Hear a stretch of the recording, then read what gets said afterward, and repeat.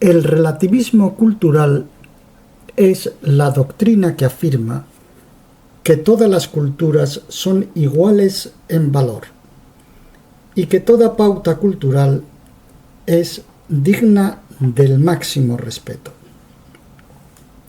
Frente al relativismo cultural, el etnocentrismo es la creencia de que nuestras propias pautas de conducta son siempre naturales, buenas, hermosas o importantes, y que los extraños, por el hecho de actuar de manera diferente, viven según patrones salvajes, inhumanos, repugnantes o irracionales.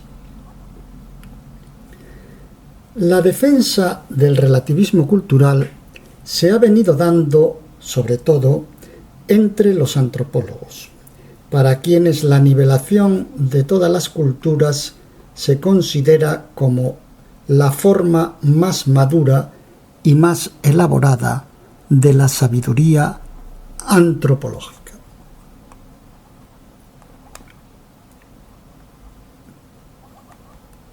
Además, el relativismo cultural está también presente en el ámbito de la filosofía mundana y de la praxis política.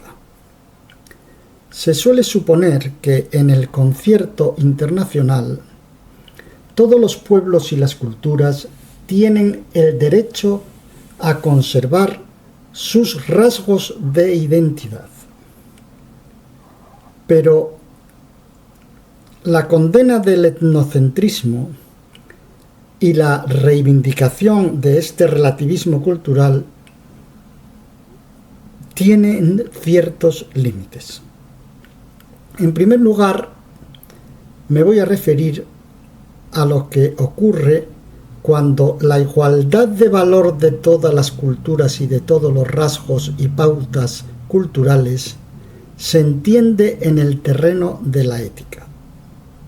Voy a poner como ejemplo la mutilación genital femenina. Es una práctica que va desde la ablación, pasando por la escisión hasta la infibulación, y que es común en muchas culturas.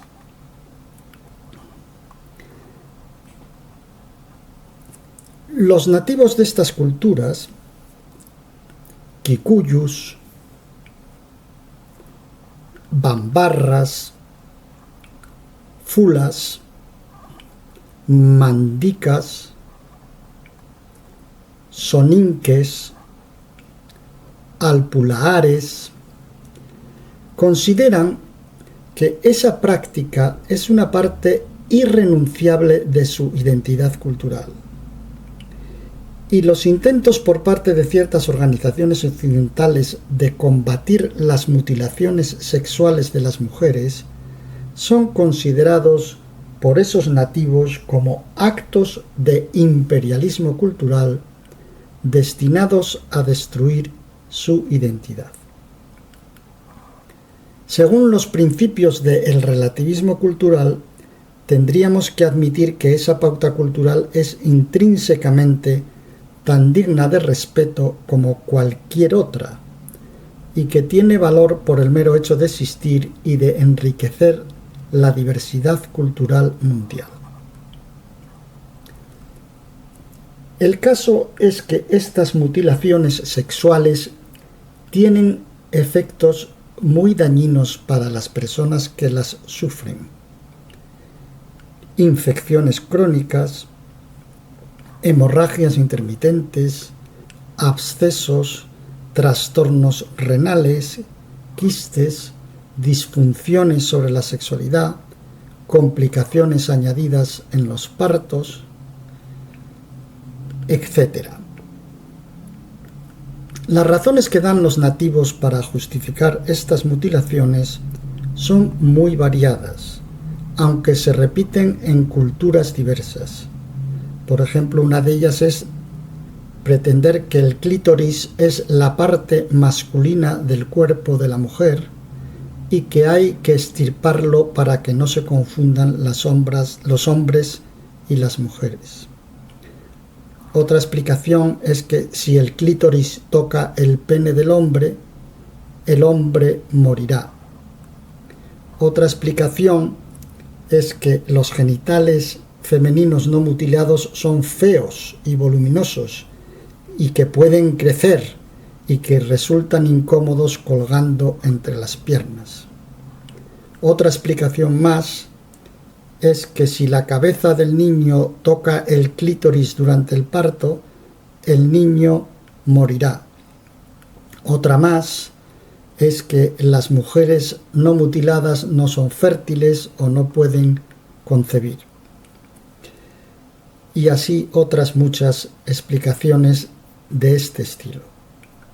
Parece evidente que una práctica cultural como la que estoy comentando atenta contra los derechos éticos más elementales de la persona humana, esos derechos que afectan a su propia subsistencia y a la conservación de su integridad física.